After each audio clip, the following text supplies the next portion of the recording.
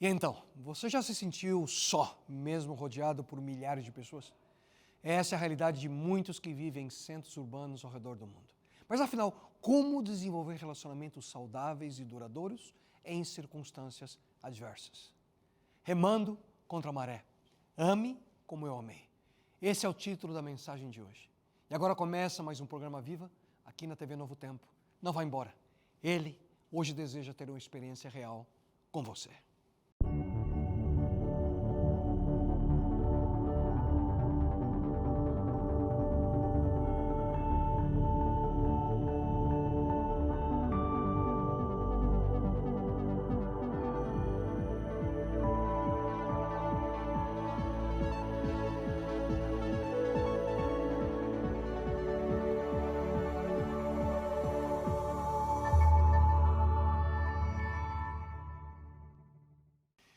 Olá, que alegria ter sua companhia mais uma vez. Se essa é a primeira vez que nós temos você aqui conosco, espero sinceramente que nos próximos minutos você possa ter a convicção de que hoje você teve uma experiência real com Deus e com a sua palavra. Remando contra a maré. Esse é o título da atual série de mensagens que nós estamos estudando, um dos mais extraordinários aspectos apresentados aqui na Bíblia. Quando comparamos aquilo que nós vemos e vivemos ao nosso redor, em nossa cultura, as pressões que o mundo coloca sobre cada um de nós. Nós temos visto a cada semana que viver de acordo com a orientação divina, muitas vezes nos coloca no sentido contrário de muita coisa que a gente aprende normalmente na rotina do nosso dia a dia. Em realidade, nós temos visto que, em grande parte, tudo depende da nossa decisão entre fazer aquilo que Deus deseja de nós ou aquilo que o mundo lá fora nos ensina desde pequenos e, em muitos casos, nos força a fazer. Anos atrás, eu me deparei com uma das mais tristes histórias que me recordo ter lido. Por sinal, esse relato é tão marcante que ele foi utilizado como tema em um filme documentário lançado em 2011, intitulado Sonhos de uma Vida. É a história de uma mulher chamada Joyce. Uma mulher que foi encontrada morta no seu apartamento, em um subúrbio de Londres, na Inglaterra. E essa história, ela não seria uma história, quem sabe, com maior relevância, não fosse o fato de que Joyce foi encontrada sozinha na sala de estar do seu apartamento, que estava ali como que abandonado. E a descrição do momento é surpreendente. Joyce estava cercada de presentes de Natal, ainda por serem abertos, com a TV e o aquecimento ligados, encontrada sozinha, quase 3 anos após a sua morte. As autoridades locais afirmaram que os seus restos mortais, que já estavam em forma de esqueleto, só puderam ser reconhecidos através da arcada dentária. Só que Joyce não era uma velhinha que não tinha mais família, mas uma mulher de apenas 40 anos de idade. Uma mulher de 40 anos de idade que morreu em total solidão. E ela só foi encontrada por causa do atraso do pagamento do seu aluguel. Nenhum vizinho percebeu qualquer coisa de anormal. E eu li essa história, é difícil não deixar de pensar onde a sua família, os amigos, aqueles que deram os presentes para ela, estavam durante esses quase 3 anos. Quando uma filha, uma neta, sobrinha, prima ou amiga estava ali morta diante de uma TV ligada. Ou será que os presentes que ela tinha ao seu redor foram comprados por ela mesma, para não passar mais o Natal sem motivo para celebrar? É até mesmo difícil a gente imaginar como é que um ser humano em pleno século XXI pôde deixar de existir totalmente desapercebido. Essa é a história de uma mulher chamada Joyce. A história de uma mulher que ilustra claramente uma das mais terríveis doenças dos nossos dias, a solidão. E pasmem vocês, eu cheguei a imaginar que a história de Joyce não se repetiria. Mas em 2019, poucos anos atrás, uma outra pessoa Dessa vez um homem chamado Richie. Morreu e foi apenas encontrado 6 meses depois por seus amigos. Que triste isso. A solidão tem destruído a vida de milhares de pessoas ao redor do nosso planeta. Um recente estudo aponta para o fato de que pessoas adultas que não possuem relacionamentos significativos têm uma taxa de mortalidade 2 vezes maior do que aqueles que regularmente interagem com outras pessoas. E o que é irônico aqui é que vivemos numa sociedade que cada vez mais se preocupa não com o nível de colesterol, com a quantidade de caloria que a gente consome, com a qualidade de vida, mas ao mesmo tempo a gente vai deixando pouco a pouco de compreender a importância de relacionamentos reais, relacionamentos saudáveis e significativos entre as pessoas. De acordo com os cientistas, a solidão tem o mesmo impacto em nossa saúde física do que a obesidade, o fumo, pressão alta e a falta de exercício. E sem dúvida alguma, Deus sabia desde o princípio quais seriam os efeitos da solidão. Porque logo ali no começo da história humana, no momento da criação, Ele mesmo afirmou: não é bom que o homem esteja só. Queridos, ouçam bem, os seres humanos não foram criados para viver alienados uns dos outros. O Criador sabia muito bem que nunca nos sentiríamos completos sem a experiência de comunidade. Primeiramente com Ele e depois com outras pessoas.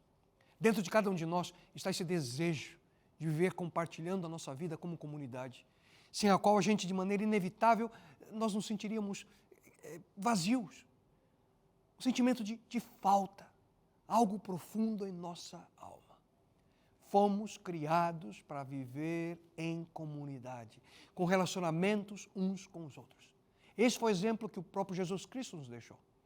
Apesar de ter tido ali multidões ao seu redor durante seu ministério, ele escolheu a companhia de 12 homens que se tornariam seus discípulos mais chegados.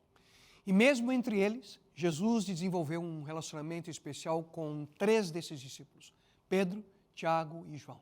E entre esses 3, ele teve João, aquele que é conhecido como o discípulo amado, mais perto de si do que qualquer um outro. Dessa forma, Jesus, ele nos mostra como devemos manter nossos relacionamentos de uma maneira saudável. E ele próprio afirmou: eu lhes dou um novo mandamento, que vocês amem uns aos outros assim como eu amei. Que também vocês amem uns aos outros. Nisto todos conhecerão que vocês são meus discípulos, se tiverem amor uns aos outros. E queridos, aqui está um dos pontos mais importantes da mensagem de hoje. Você não precisa sofrer a angústia sem fim da solidão. Eu já passei momentos assim, mas não precisava sofrer, porque Deus sempre está disposto a nos mostrar a importância de sua presença e aqueles que estão ao nosso redor. Deus nos criou de tal forma, com a capacidade e com o desejo de desenvolver relacionamentos com outras pessoas, com outros seres humanos, para que juntos nós pudéssemos compartilhar as nossas dores, nossos prazeres, frustrações, vitórias, tristezas, alegrias. Mas a pergunta de muitos é sempre a mesma: como eu posso ter esse tipo de relacionamento? O que eu preciso fazer para desenvolver relacionamentos saudáveis? Onde devo eu começar? Fazer amizades superficiais, quer dizer, é algo extremamente simples, principalmente nos dias de hoje. Mas como que a gente pode cultivar e desenvolver amizades duradouras? Aquelas amizades incondicionais, verdadeiras. O primeiro passo é parar de imaginar que amizades verdadeiras simplesmente acontecem num piscar de olhos do nada. Nós precisamos ser intencionais em construir relacionamentos significativos. E nessa área tão importante da nossa vida, como seres humanos, a Bíblia, a Palavra de Deus, mais uma vez, nos apresenta de maneira tão clara princípios essenciais nesse sentido. Eu chamo esses princípios como os 5 As da amizade verdadeira. E o primeiro deles, em como desenvolver uma amizade verdadeira, é afinidade. Os químicos, eles usam o termo afinidade para descrever a atração que causa a união entre os átomos. No campo dos relacionamentos e amizades, a afinidade pode ser definida como atração entre 2 pessoas. É simples. Você gosta de outra pessoa por aquilo que você inicialmente vê, ouve ou experimenta no relacionamento. No Antigo Testamento a gente encontra uma típica história que ilustra bem esse aspecto. É a afinidade entre Davi, um simples pastor de ovelhas, que em breve seria rei, e Jonatas, o filho do seu inimigo número 1, o então rei de Israel, Saul. Como saber se nós temos afinidade com outra pessoa? É simples. Vocês gostam de falar sobre os mesmos assuntos, gostam de discutir os mesmos interesses, gostam de fazer as mesmas coisas juntos. Passear, ir ao shopping, comprar sapatos no shopping, interesses em comum. Mas nós não podemos nos enganar em relação a esse tipo de relacionamento. Em realidade, nós temos muitos deles. A afinidade é importante, mas é apenas uma parte, um primeiro passo em nossos relacionamentos. E muito provavelmente a parte mais superficial. A Bíblia afirma: quem tem muitos amigos pode chegar à ruína, mas existe amigo mais apegado que o irmão. E aqui Salomão, ele está contrastando as muitas amizades superficiais que nós temos com os poucos e verdadeiros amigos. E a lição aqui é direta: quantidade nunca se equipara com a qualidade. Pergunte para o filho pródigo, ou qualquer outra pessoa que tenha muita coisa para oferecer aos seus amigos, mas que por uma situação adversa perdem aquilo que possuíam. Só que o amigo mais apegado que o irmão não desaparece quando a situação muda. Nesses casos, a afinidade não é apenas nas atividades que fazem juntos, e sim nos valores mais profundos que compartilham. E aqui as emoções, as experiências pessoais falam de maneira muito mais alta do que as coisas que nós temos. E no caso de Davi e Jonatas, a Bíblia afirma que a alma de Jonatas se ligou com a de Davi. A palavra ligou aqui nos lembra que nós podemos unir coisas que são da mesma natureza. Jonatas e Davi eram homens que tinham muita coisa em comum. E a principal delas era o amor profundo que eles possuíam para com Deus. Essa era a base da amizade deles. E essa será sempre o mais poderoso alicerce de qualquer amizade duradoura. Portanto, a afinidade vai do nível superficial a um nível mais profundo com o passar do tempo. Pergunte-se a si mesmo, nesse momento, que tipo de afinidade você tem com seus amigos? Afinidades superficiais, torcer pelo mesmo time, morar no mesmo bairro, gostar da mesma pizza, ter o mesmo número de filhos? Ou afinidades verdadeiras? Quando você compartilha sonhos, valores, amor por Deus. Situações que proporcionam um ambiente necessário para que você possa desenvolver a honestidade, o encorajamento, a sinceridade, o amor verdadeiro que possam desenvolver nessa amizade. O segundo princípio para o desenvolvimento de uma amizade autêntica e real é aceitação. Esse é o segundo A. Paulo, ao escrever a sua carta à igreja cristã de Roma, ele insistiu, portanto, aceitem-se uns aos outros da mesma forma que Cristo os aceitou. E eu lhes pergunto, como é que Cristo nos aceita? Como é que Deus nos vê e acolhe você e a mim? Como é? Hein? Com a lista de exigências ali na sua mão? Com um contrato estipulando as condições para a sua aceitação? É assim? Não. Cristo nos aceita como somos. É da mesma forma que nós precisamos desenvolver relacionamentos que não demandam tanta troca. Nós precisamos aceitar as pessoas como elas são, da mesma forma que Deus nos aceita como somos. Quem de nós, a despeito de nossas fraquezas, debilidades, imperfeições, não quer ser aceito por Deus? Só que a nossa tendência é não aceitar as pessoas. A nossa inclinação natural é ser como eram os líderes religiosos nos tempos de Jesus. Estamos ali sempre prontos para criticar, prontos para julgar, para hostilizar outras pessoas. Só que a Bíblia, no livro de Provérbios, afirma: o amigo ama em todos os momentos e é um irmão na adversidade. Isso, no entanto, não significa que nós fechamos os olhos ou aprovamos os erros e o comportamento inadequado dos nossos amigos. Não, de maneira alguma. Mas significa seguir o exemplo de Jesus em ajudar e erguer aqueles que caem. O apóstolo Paulo também afirma em sua carta aos primeiros cristãos da região da Galácia: se alguém for apanhado em alguma falta, vocês que são espirituais devem ajudar essa pessoa a se corrigir. Mas façam isso com humildade e tenham cuidado para que vocês não sejam tentados também. Ouviram bem? Devemos ajudar como? Com humildade, com cuidado, nos assegurando então que nós não vamos incorrer nos mesmos erros, nas mesmas dificuldades. A verdade é que nós seremos muito mais eficazes no nosso auxílio aos nossos amigos se a gente reconhece os nossos próprios erros, se a gente percebe as nossas debilidades, as nossas faltas. Sempre que nós nos colocamos no lugar do outro, nós vamos ser mais sensíveis à realidade que eles estão vivendo. E é muito mais fácil entender esse amigo, estender a mão a ele. Quando você imagina que a outra mão é a mão que nós recebemos, o perdão do próprio Jesus Cristo a nós. Afinal, nós não podemos esquecer da advertência do mestre dos mestres. Por que você repara no cisco que está no olho do seu irmão e não se dá conta da viga que está no seu próprio olho? Como podemos desejar a aceitação de Deus na nossa vida quando nós não conseguimos aceitar outras pessoas? Hein? Como podemos apontar os erros e falhas de outros quando muitas vezes nós temos situações similares ou ainda piores na nossa própria vida? Por isso nós precisamos trocar a atitude da crítica, desse julgamento precipitado, da hostilidade, pelo amor que Deus está sempre disposto a nos conceder. Afinidade, aceitação. E o terceiro princípio para o desenvolvimento de uma verdadeira amizade é autenticidade. Em algum momento do relacionamento de amizade, nós temos que finalmente sair do superficial e demonstrar sem medo aquilo que está por detrás das máscaras que muitas vezes carregamos em nosso rosto. Relacionamentos autênticos são caracterizados por transparência, honestidade, muitas vezes vulnerabilidade entre as pessoas envolvidas. E mais uma vez nós vemos de forma clara o exemplo de Cristo na área da autenticidade. No momento que ele sentiu o peso do pecado sobre ele não teve medo de expressar em sinceridade aquilo que estava sentindo aos seus amigos mais chegados. Ouçam. Então disse-lhes: minha alma está cheia de pavor e tristeza, a ponto de morrer. Fiquem aqui, fiquem acordados comigo. Além de abrir seu coração demonstrando o que ele sentia, Jesus pediu ajuda.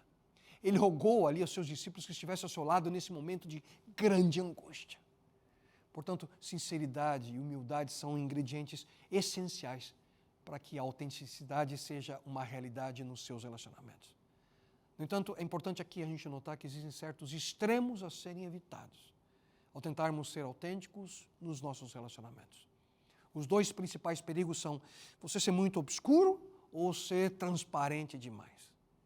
Precisamos encontrar o equilíbrio. A palavra-chave para isso da autenticidade é o balanço, o equilíbrio. Nós precisamos encontrar aquele meio termo no pêndulo da transparência. Alguns pontos que podem indicar um desequilíbrio nessa área dos seus relacionamentos são, por exemplo, quando o seu nível de intimidade emocional é constantemente desproporcional em relação a outra pessoa. Em outras palavras, você se abre demais e ela de menos, ou vice-versa. Ou quando as suas conversas geralmente são centradas nas dores, nos sofrimentos do passado, ao invés de situações do presente ou do futuro. Ou quando a sua transparência e autenticidade está ali, de certa forma, empurrando a pessoa para mais longe, ao invés de trazê-la para mais perto de você. O melhor caminho a trilhar quando nós falamos de autenticidade é honestidade. Ouça só o conselho bíblico. Como duas lâminas de ferro ficam mais afiadas quando são esfregadas uma contra a outra, dois amigos que discutem seus problemas com sinceridade acabam mais amigos e mais maduros do que antes. Portanto, seja sincero naquilo que você sente, pensa e fala. Só que isso não é tudo. O quarto princípio é altruísmo. Mas afinal, como uma pessoa altruísta é? O nosso dicionário define uma pessoa altruísta como aquela que pensa mais no outro do que em si. É uma pessoa solidária, caridosa. Exatamente o contrário de uma pessoa egoísta. Em outras palavras, não coloca a sua existência e as suas necessidades sempre na frente das necessidades da outra pessoa.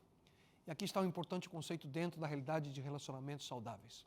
Um verdadeiro amigo está sempre disposto a colocar o outro em primeiro lugar. E nesse tipo de relacionamentos, eles servem um ao outro. A Bíblia diz: se alguém quer ser o primeiro, será o último.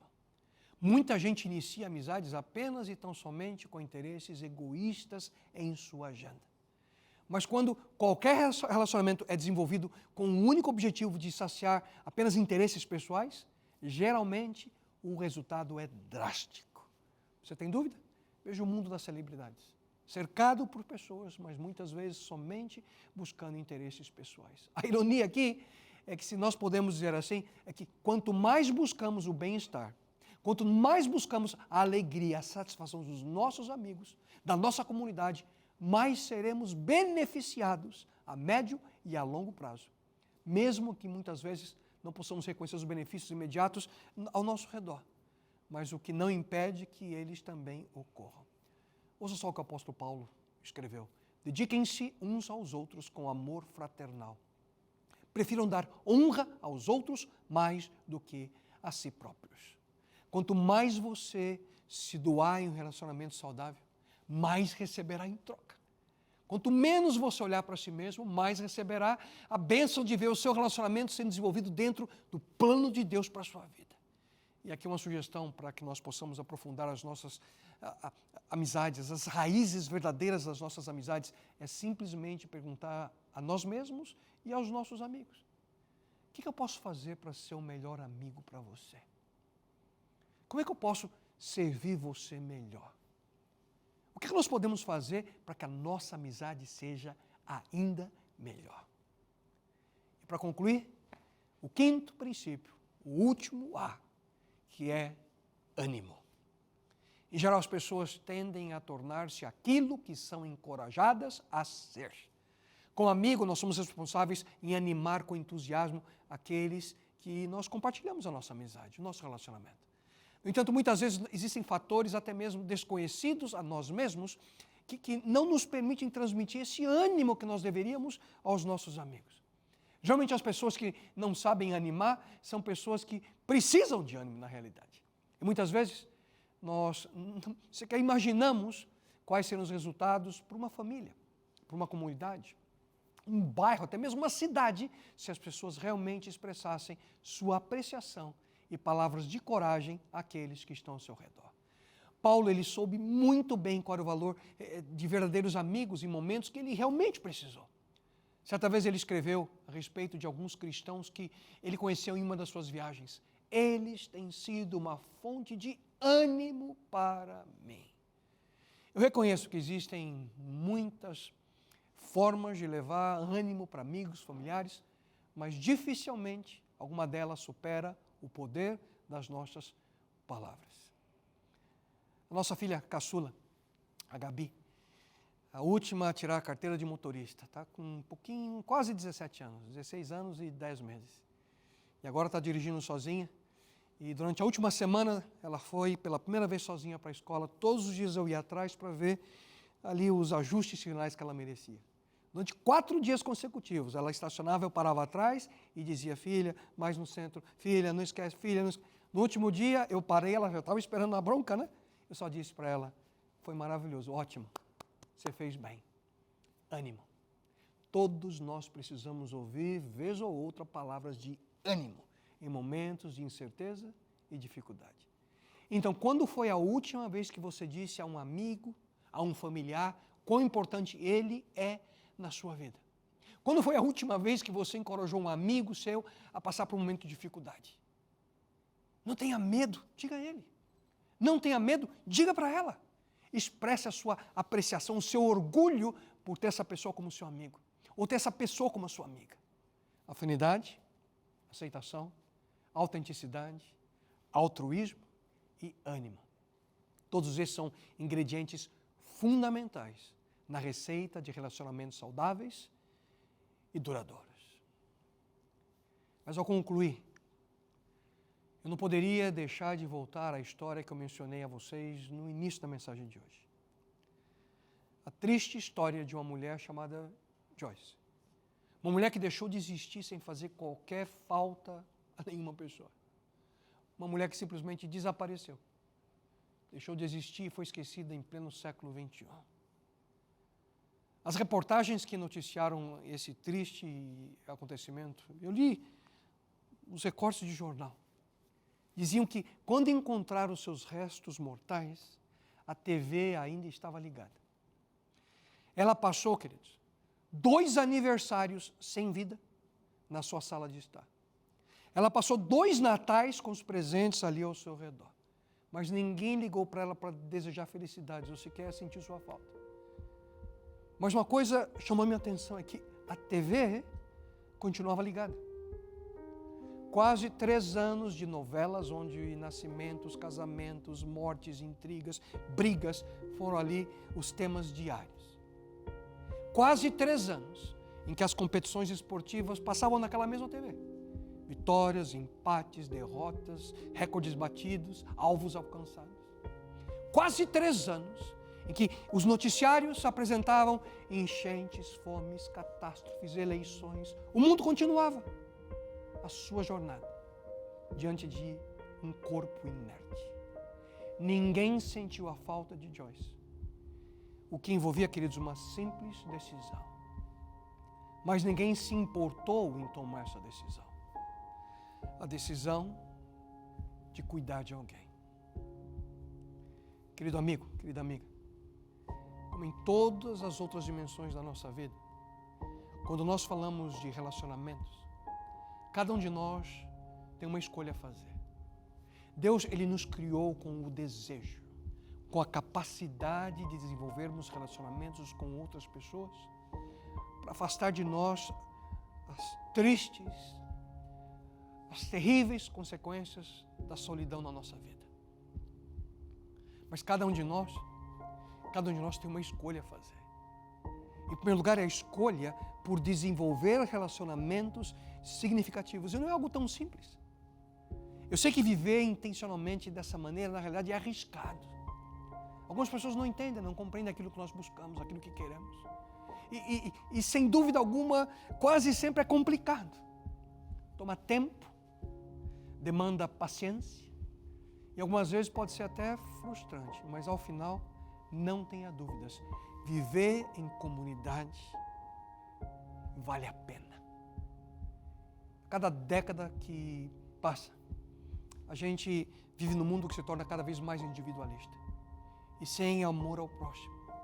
Infelizmente, torna-se cada vez mais fácil a existência de outras Joyces, de outros Riches.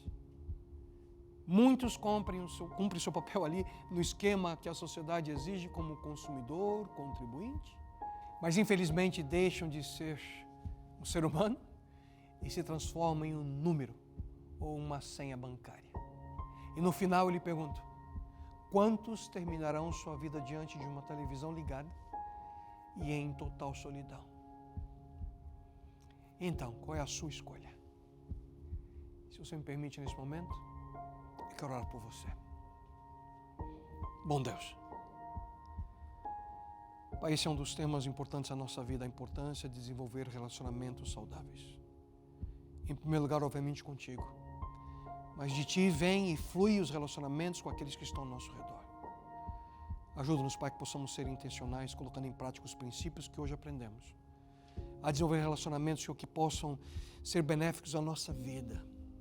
Que nós possamos ser verdadeiros amigos, ajudando outras pessoas a desenvolver relacionamentos que também as aproximem mais e mais de Ti.